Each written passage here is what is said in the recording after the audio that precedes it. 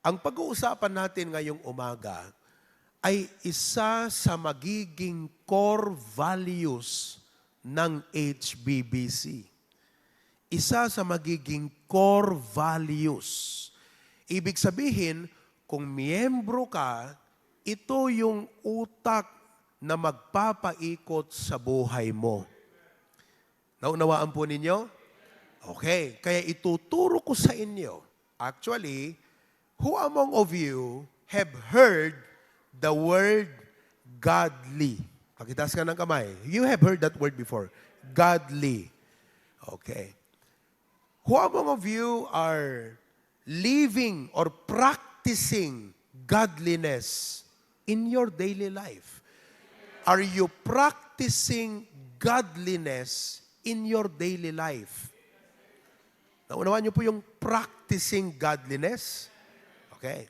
I-define ko ang godliness at ipapakita ko sa inyo bakit ang godliness is profitable. That at church, okay lang, nakatayo muna kayo ha. Kasi ako tatayo na pagkatapos yung umupo eh. Di ba mga kapatid? Okay. Papakita ko sa inyo na wala palang kwenta ang isang church o isang Kristiyano na hindi niya pinapractice ang godliness. Pag walang kwenta, ibig sabihin, hindi ka pwedeng asahan. Nandyan ka, pero hindi ka pwedeng asahan ng Diyos. Kasi wala kang sistema of godliness.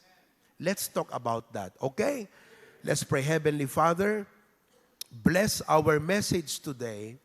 And as we continue in the next Sundays to learn about godliness, help us as I shared today the title of the message, Excel in Godliness. Thank you, Lord. In Jesus' name we pray. Amen. Thank you. Please sit down. Okay. The title of our message today is Excel in Godliness. Let's turn our Bibles to 1 Timothy chapter 4 verse 8. Buksan natin sa unang Timoteo at ating tignan ano ang sinabi ng Biblia tungkol dito sa godliness. 1 Timothy chapter 4 verse 8. Yan. Dapat ba nating pag-usapan? Dapat bang i-consider? Nakikinig ba kayo, mga kapatid? Okay lang ba kayo Tagalog ang preaching ko? Kasi ang dami nating mga viewers na Tagalog eh. Oo. Bakit dapat i-consider natin na i-practice ang godliness sa ating mga buhay? Ang sabi ng 1 Timothy, basahan tayo J. Ilocano, page 1337. Verse 8, Ilocano, go. Tati panagwat-wat ti bagi, ket basit ti magunggunana. Ngem ti kinasanto, ket mangted ti gungguna, iti isu amin. Taadakarina daytoy, itabiyag nga agdama, ken iti mapasungan. Okay, very self-explanatory. Now, listen to me. Sabi ng Bible that godliness is profitable unto all things. Okay. What is the meaning of the word profitable? Can you give me a meaning for profitable? Kayong mga nasa Facebook, type your answer. What is profitable? Something to gain. There is something you can gain. Sino po ang mahilig sa basketball? Anong magigain nyo dyan? Yun, di ba? Kasi sabi ng Bible, bodily exercise. Wala naman masama na naglalaro ka ng basketball. Pero kung yun ang ginawa mong focus ng buhay mo, sabi niya, it profited little. Basahin mo uli. Basahin niyo uli. Bodily exercise profited little. In other words, kung may mapaprofit ka man Sa pagbabasketball mo, isang bagay lang sa buhay mo. But in contrary, yung pag-practice mo ng godliness, maraming area sa buhay mo ang kanyang pagyayamanin. Can I hear your amen to that? Oh, kung hindi ka saved, hindi appealing sa iyo to eh. Pero pag may Kristo ka na totoo, na ligtas ka, magkiklik sa mind mo to eh. Mauunawaan mo. Tama nga naman sa kaka-basketball ko, ilang oras, hindi lang ako naglalaro, nagpa-practice pa ako para maglaro. Ginagastusan ko, nilalaanan ko ng oras, ang sabi ng Bible, profited little. Bakit little? Malamang isa, dalawa. Sa maraming aspeto ang buhay mo, ang naitutulong ni basketball. Natulungan ba ni basketball ang pag-aaral mo? Natulungan ba ni basketball na ma-provide ang pangangailangan ng pamilya mo? Natulungan ba ni basketball na gumandang spiritual life mo? Hindi, di ba? Hindi ko minamasama si basketball. Pero maliit yung naitulong niya. Pero ang sinasabi ng Bible, godliness profited unto all things. Ngayon, ang ibig sabihin ng profitable, it means something, everybody read, it means something that yields benefit, gain, or advantage. It refers to something that produces a positive return. Would you like to gain an advantage this year? Say amen. Ito po ay hindi siya kathang-isip, hindi ko opinionated, hindi pagiging opinionated ito ha. Bible ito ha. Biblical kapatid ha. Okay? So, it helps us realize of the benefit and gain godliness can give to us. Okay? What is godliness? What is godliness? What is godly? Sige nga. Godly. Anyone who can give an answer? What is godly? Ina-establish ko lang muna yung meaning. Di naman tayo magtatagal dito. Pagtsagaan nyo lang ako na i-explain ko kaunti ha. Meaning tayo. Kasi mas ma-appreciate nyo yung point pag clear yung meaning ng godliness sa inyo. Okay. What is godly? Ito.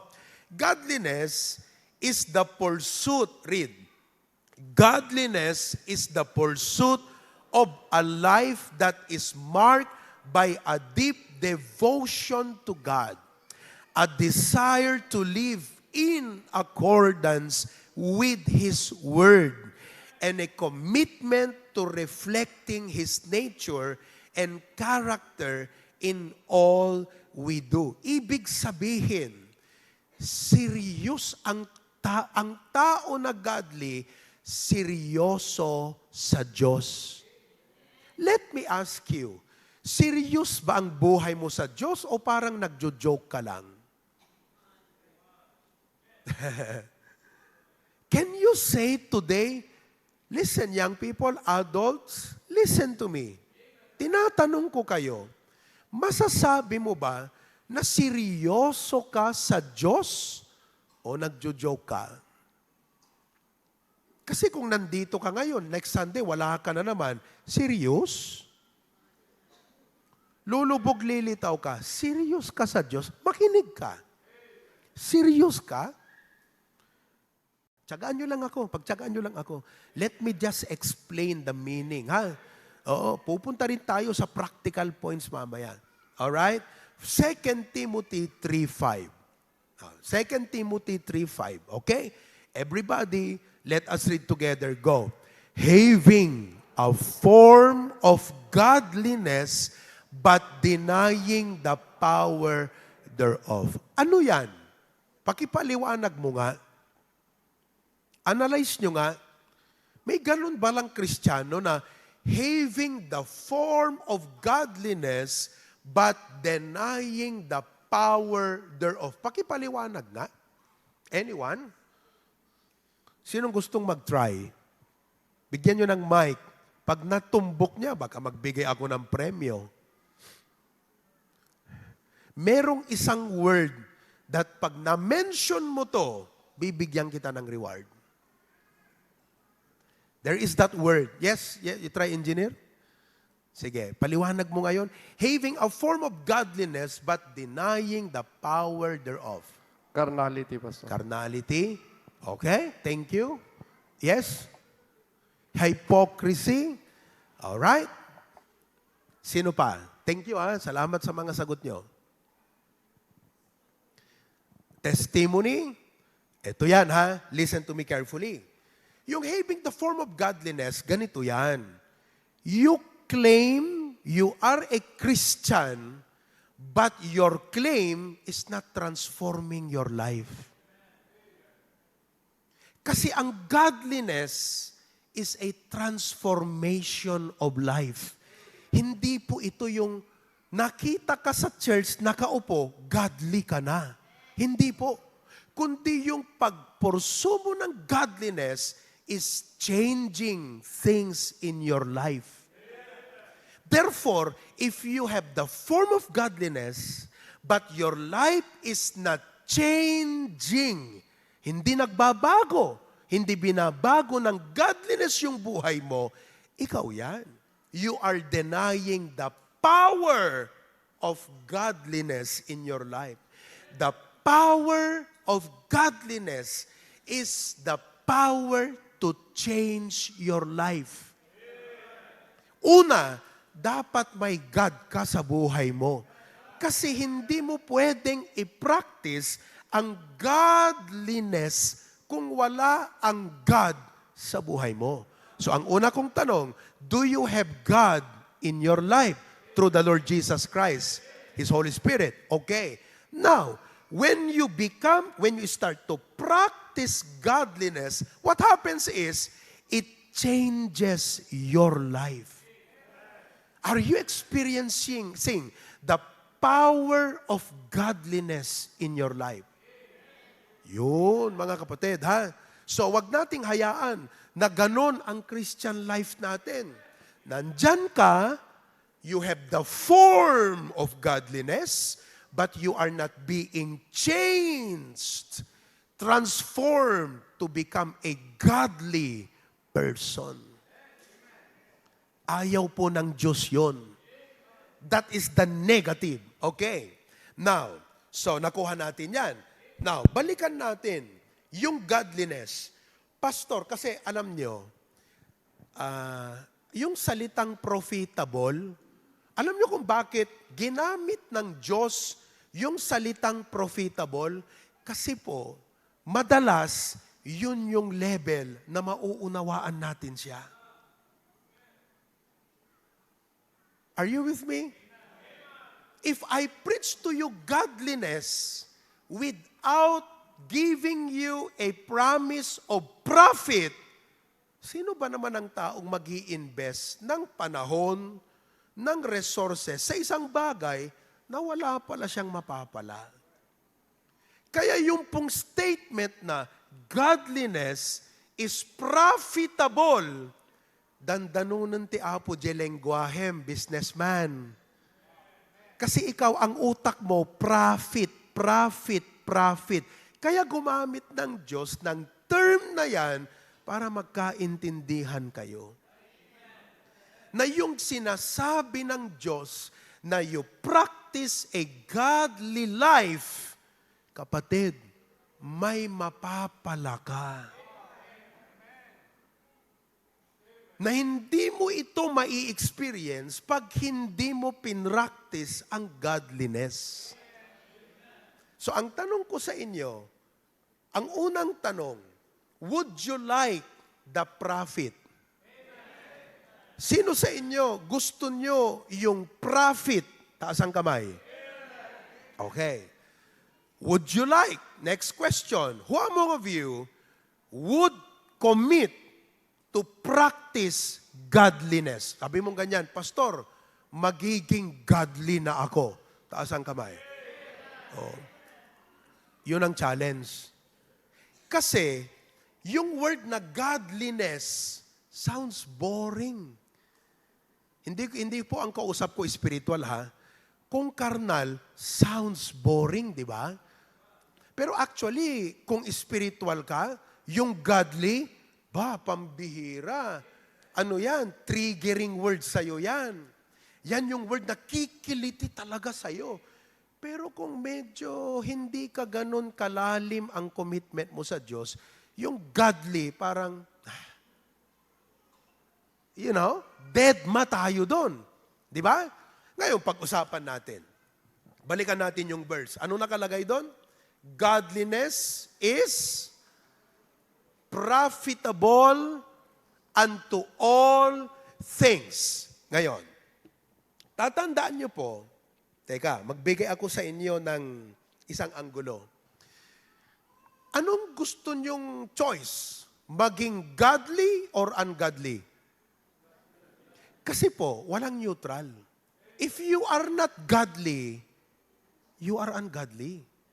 If you are not following godly ways, yung pamamaraan ng isang godly sa pamumuhay, ibig sabihin, ang ginagamit mo, yung ungodly ways.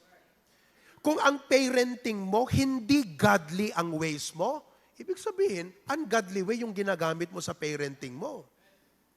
Kung kayo po nagtatrabaho, many of you are teachers, practicing teachers. If you're not practicing godliness in your teaching, meaning you are practicing ungodliness in your preaching. Walang middle ground. Either you are godly or ungodly. Now, ito po ang gusto kong sabihin sa inyo. Kung doon sa godly life, may profit. Gets nyo? Sa ungodly, ang pangako, ang ungodly mga kapatid, may posibilidad kang mag-prosper. Ha, Pastor? Yes. If you apply ungodly principles and ways, may posibilidad kang mag-prosper.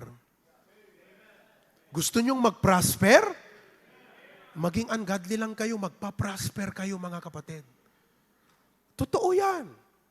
Oh, Pastor, nasa Bible yan. Gusto nyo, basahin ko ang Bible eh.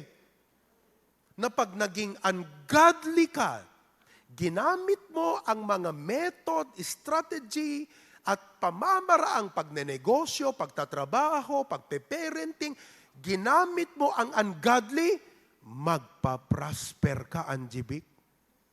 Oh. Ngayon, gusto mo yung prosperity ng ungodly? Asan yan sa Bible? Di tignan natin. Psalms chapter 73. Psalm 73. Verse number 12. Tignan mo higi ha. Behold, tignan nyo, anya.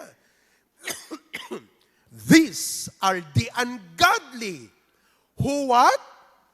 Prosper in the world. Naku, hindi ko sinasabi na lahat ng prosperous ungodly.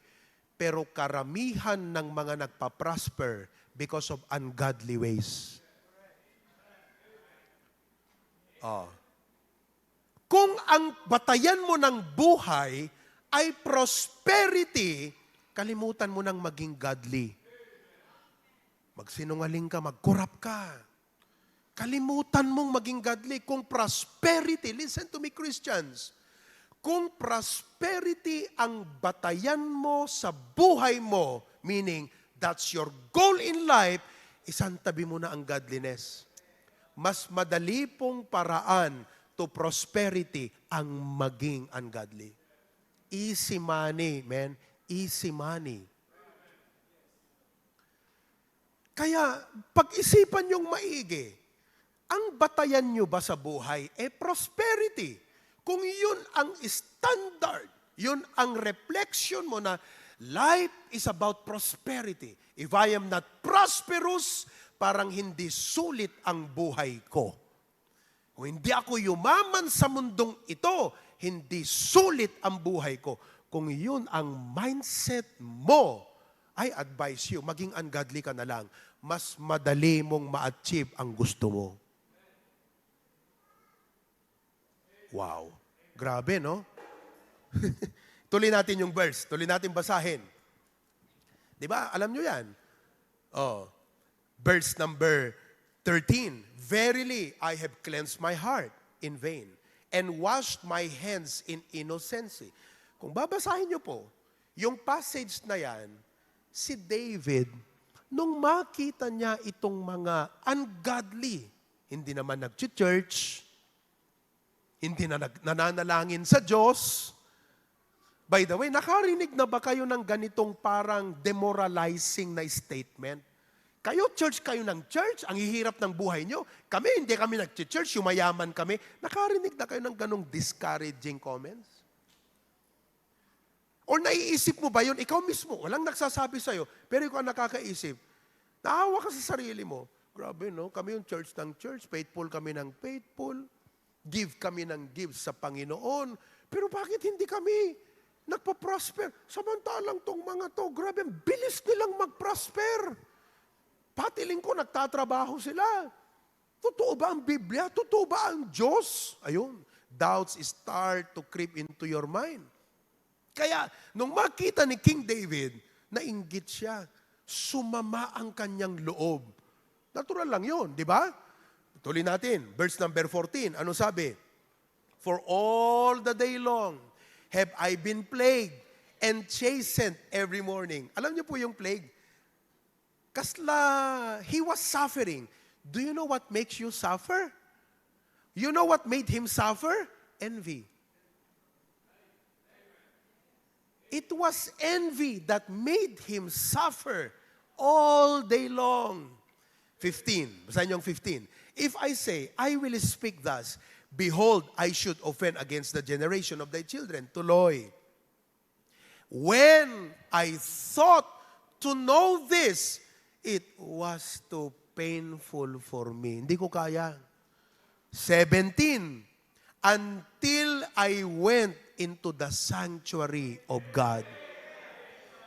Students, kung may mga classmate kayo na walang ginawa paglinggo, kundi nag-beach, nag-mall, nag-bulakbol, samantalang nandito ka, kumakanta ka sa choir, parang you have missed something in that age.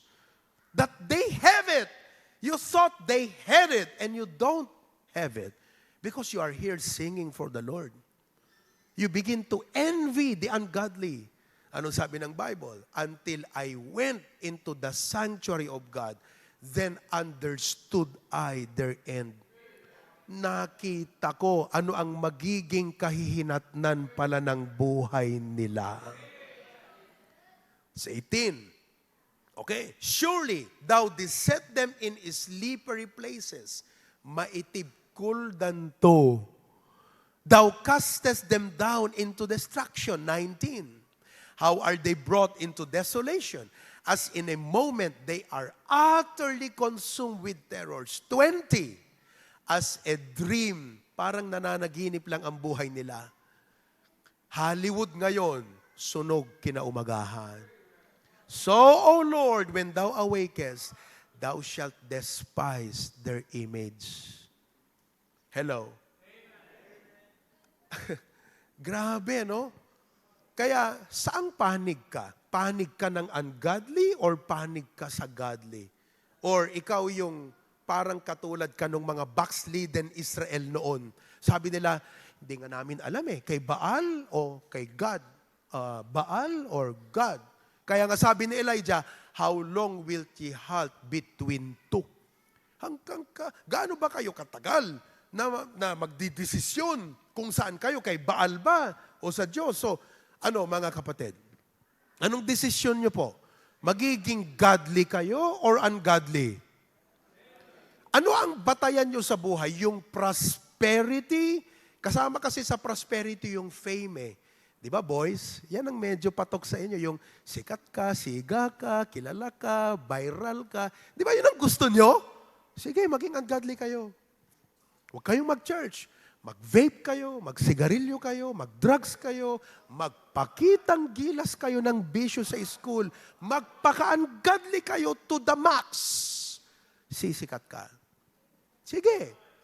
Pero kung Kristiyano ka, bagay ba sa'yo yun? Yung ba yung bagay sa'yo, kapatid? Tanungin kita, yung ba yung bagay sa'yo? Isip-isip ka.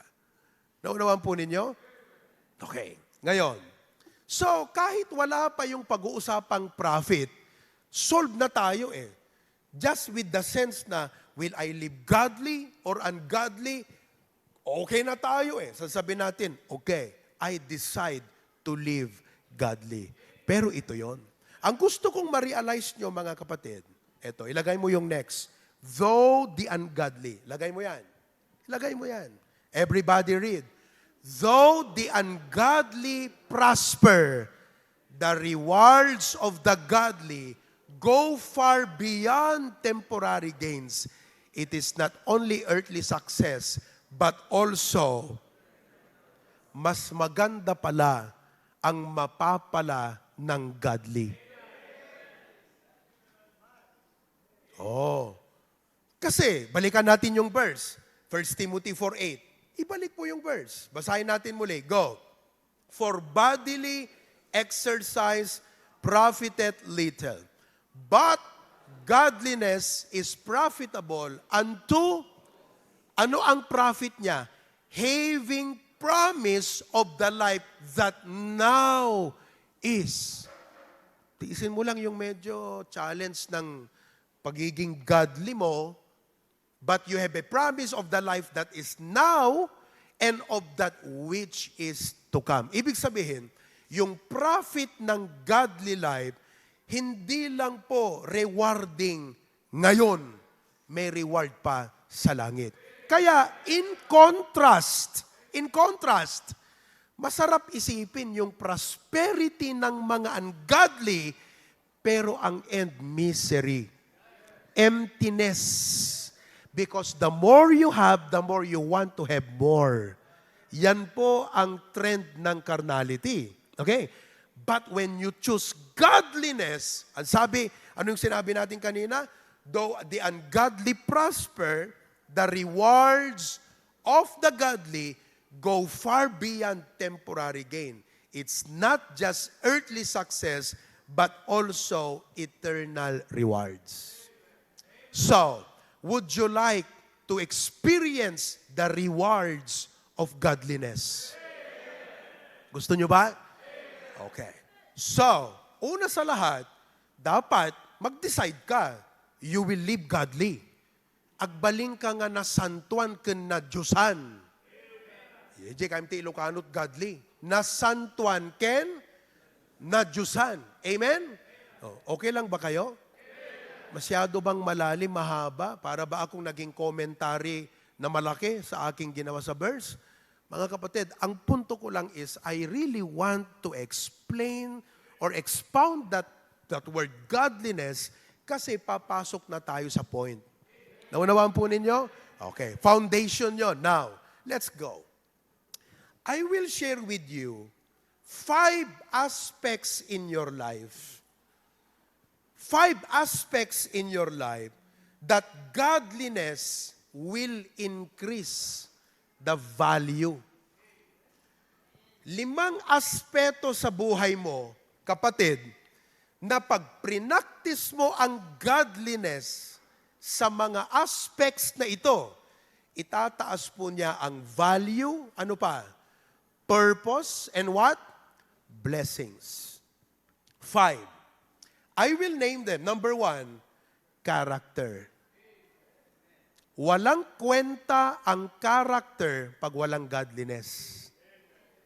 Number 2, when you practice godliness, itataas niya rin ang number 2 sa buhay mo in your work and finances. Kapatid, Brad, malay mo, ito lang yung inaantay ng Diyos sa'yo para iangat niya rin ang professional life mo. Kasi, alam mo, pag ang Diyos nag-angat, isang pitik lang sa Panginoon, lumagto ka sa igod eh. Kanya lang sabi niya, hindi kita pwedeng iangat because you lack the ingredient that will protect you when you are there. Ang blessing kasi nakakatakot pag hindi ka godly. Masisira ka like many Christians, kaya nawawala sa church when they are blessed because wala yung godliness sa kanilang buhay. Yun ha. Number 3. Another aspect that will be increased in value, number 3, mindset.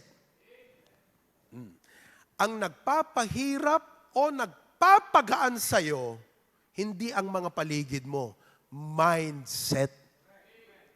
Okay? And godliness will upgrade your mindset.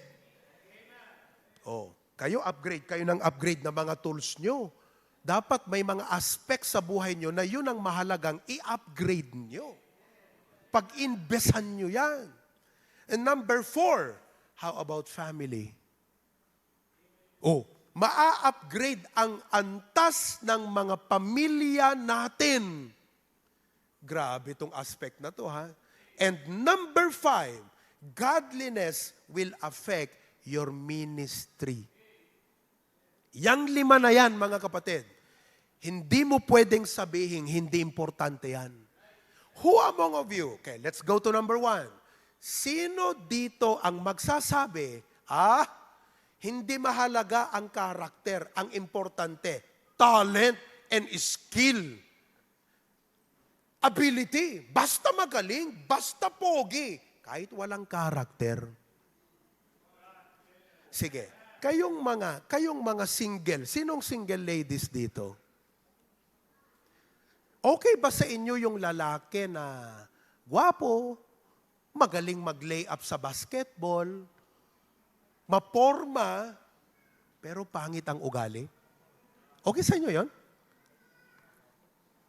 Men, are you thinking, naintindihan yung ibig kong sabihin?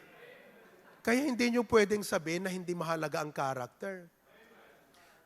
Unfortunately, our families, many of us, did not grow up in a family where character is important. Many of us. And if you are what I am referring to, I didn't mean to talk to you. But if you realize, Pastor, ako yata yung tinutukoy mo lumaki ako sa pamilya na hindi pinahalagahan ang magandang ugali. Kasi magulang ko, walang magandang ugaling nakita ko sa kanila Palagi nag-aaway, nagsasabunutan, palaging nagsisigawan, lumilipad ang mga kaldero namin. Tapos, kami, pag nakainom na yung tatay namin, paambihira, sasabihin ko sa'yo, ay, nako, hello.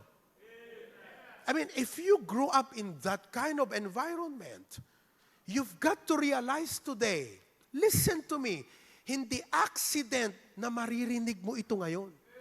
Because in this part of your life, God wants you to hear this message to prepare you for the next stage of your life.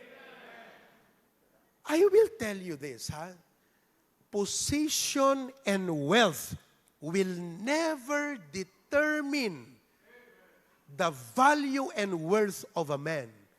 It is character. Makinig kayo. Listen, listen, listen. Character is very important. You know, it's not position or wealth that defines a man. Look, kung ikaw nasa posisyon, pero hindi maganda ang karakter mo, do you think your position can compensate your weak character? No. Because weak character means poor leadership. Yung mga young people na hindi pa nakaranas ng leadership, siyempre kayo, enjoy life lang kayo. Ano? Enjoy life lang. Pero isang araw, mararamdaman nyo ang hirap ng may pamilya. At dun nyo marirealize, yung mga pagbubulakbol mo, pagsisiga-siga mo, it did not count, friend. It did not count. So if I were you, young man, you start to invest in building up your character. Invest. Develop your character. Inuulit ko. Poor character will be poor leadership. Alam nyo, kaya ko sinasabi ito because as a pastor, I look forward. Kayong mga men, magiging great leaders kayo Magiging great leaders kayo. But again, the foundation, listen, the currency, amoy the word nga currency? You see, yung ating mga pera, ang tawag dyan, currency. The currency of dollar, the currency of peso, the currency of Taiwanese dollar, ang palit yata ng dollar sa peso is 1.8 pesos. 1 Taiwan dollar is 1.8 pesos. Ang dolyar US dollar ngayon, 58. Ang taas ng currency ng dollar. Listen, ang magpapataas ng currency ng buhay mo, hindi yung pogi mo. No, it's your character. Uulit-ulitin ko yan. It's your character. Kaya wag kayong uuwi na hindi nyo pahahalagahan ang character. And I will tell you what, ipapasok ko yung point ng Bible. Godliness is profitable unto all things.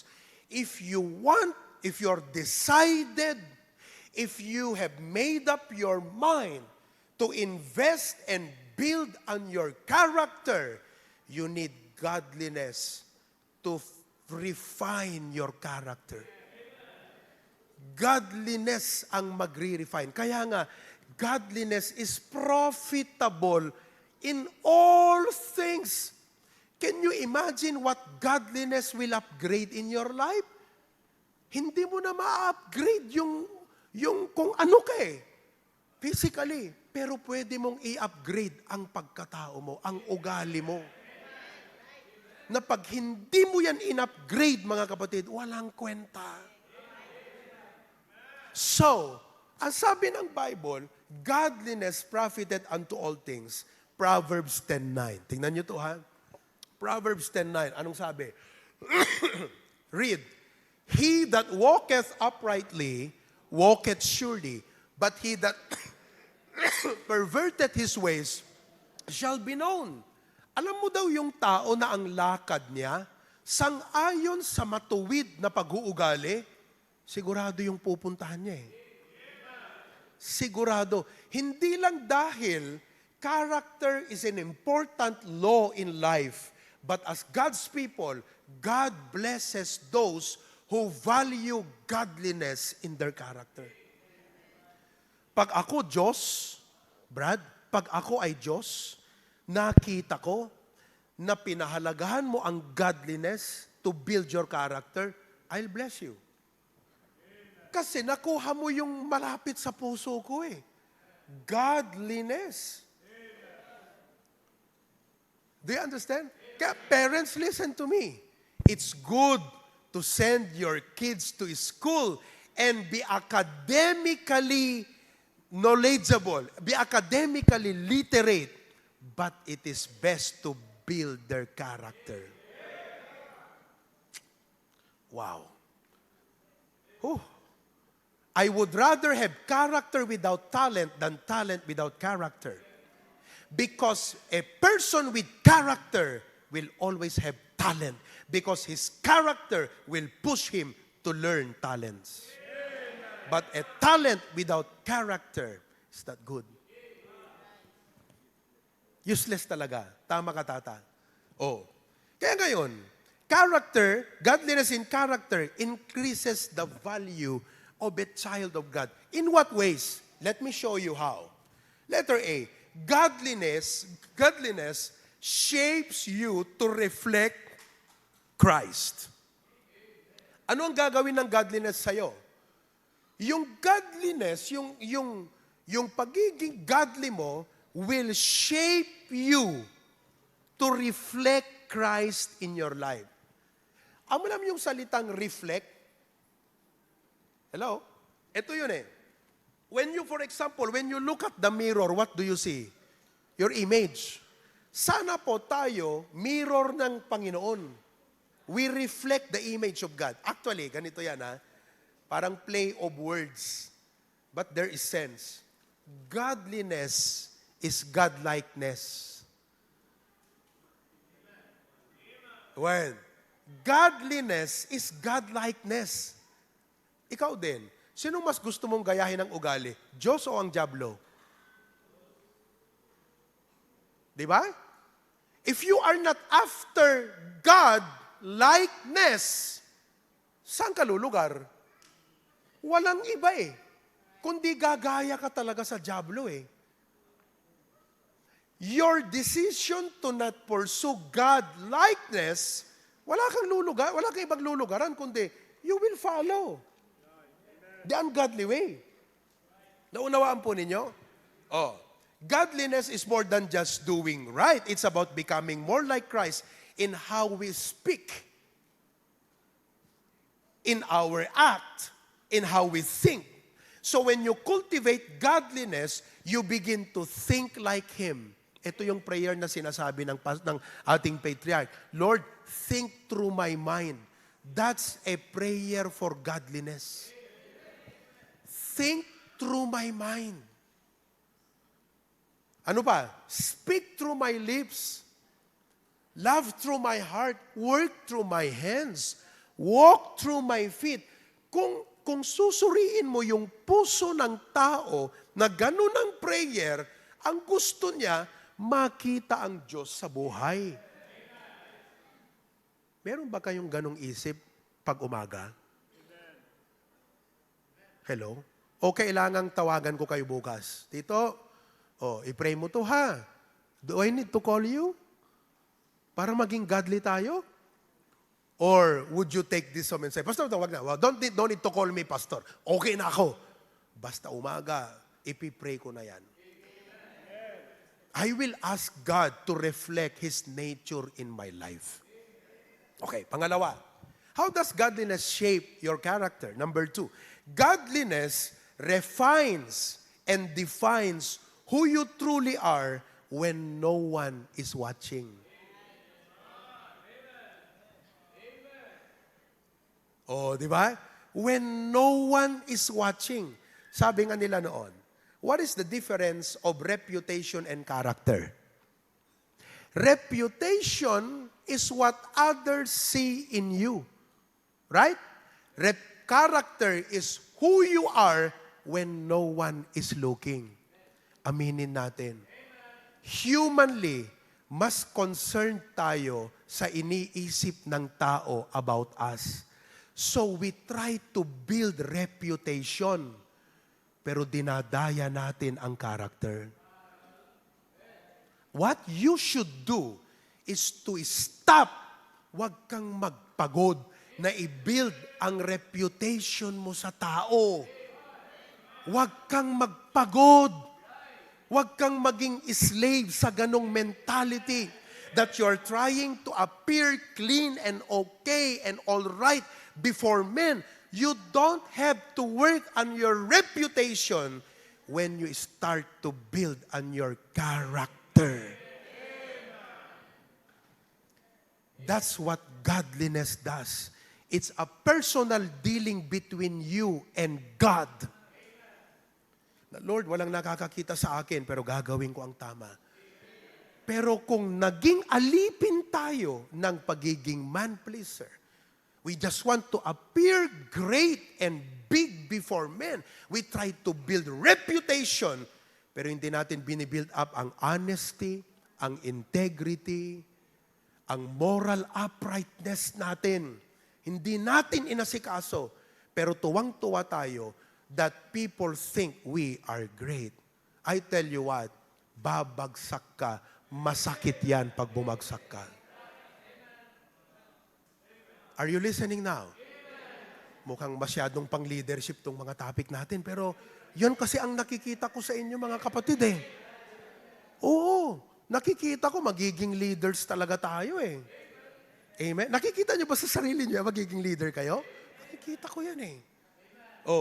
Kaya mga kapatid, stop being a slave of reputation. Build your character, and your character will take care of your reputation. Gaasam neda? So ano ibagbagat karubam, be among, aglalo no tipa nakamu, daking ka tinaglabas mo, ipakita mo nga da nagbalbaliwa, basta build on your character. Mamaya magbabago din ang isip niya. Grabe, nagbago talaga yung taong yun, ha? Oh, nakita niyo mga kapatid? Ha? Yan ang character. Pangatlo, ano pang nagagawa ng godliness sa character? Godliness helps you resist temptations. Ito yung brake system ng ating buhay.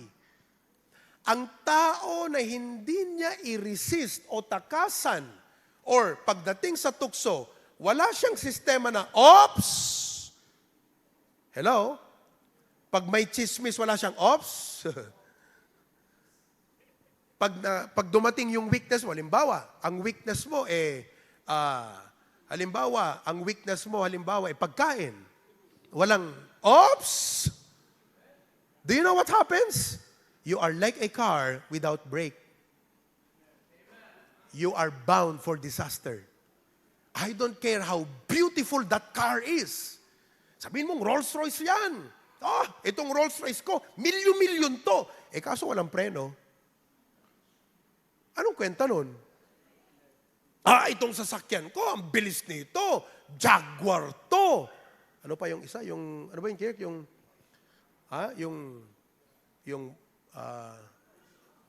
Porsche. Grabe. BMW to. Mercedes-Benz to. 12 million to. 15 million to. Ala naman preno. Ang yabang mo, pogi ko. Akong pinakamagaling. Sikat ako. Wala ka naman preno.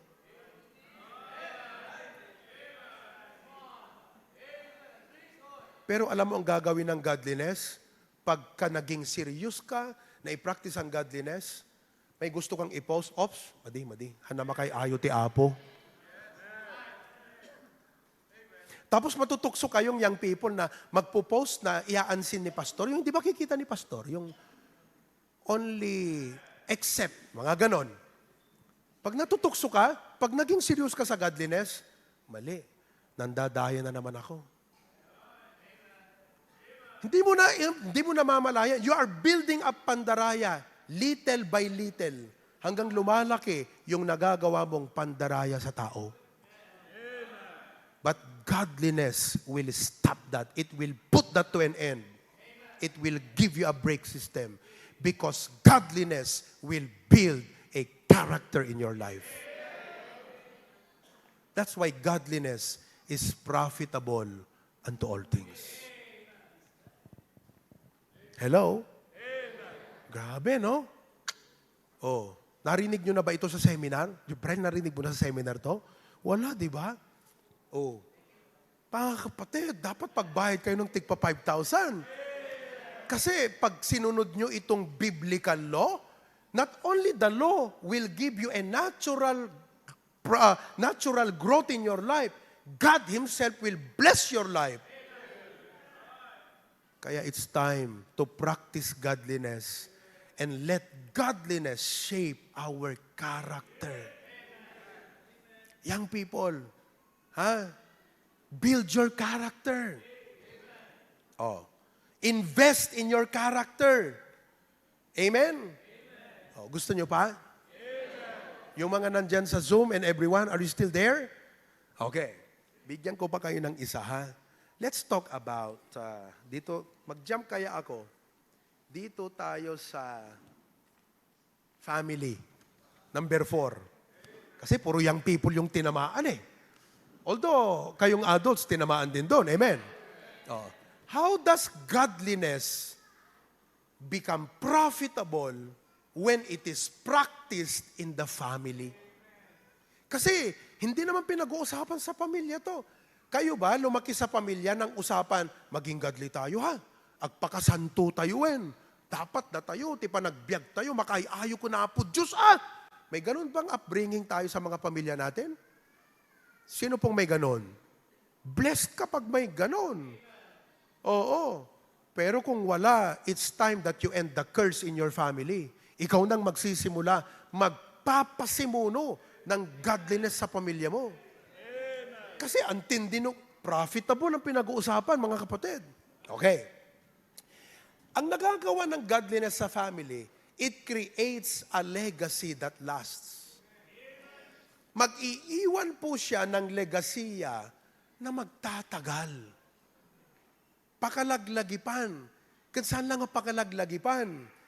Banag nga agbayag tibungan adan tubungan na uray ana nga kapututan agbungbungan tulat ta dayjay nga godliness. Parang kahoy, ilang generation na ang lumipas, nagbubunga pa rin. Hello? Okay. Godliness doesn't only affect you. It impacts the next and future generation. Tignan nyo ito, halimbawa. Halika, Kirk, halika.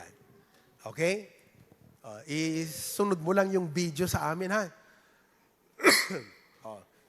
Si Papa, first generation. Ako yung present generation. Dito ka. Kay Pastor June, si Kirk, future generation. Ako yung next generation. Yung impact ng godly culture.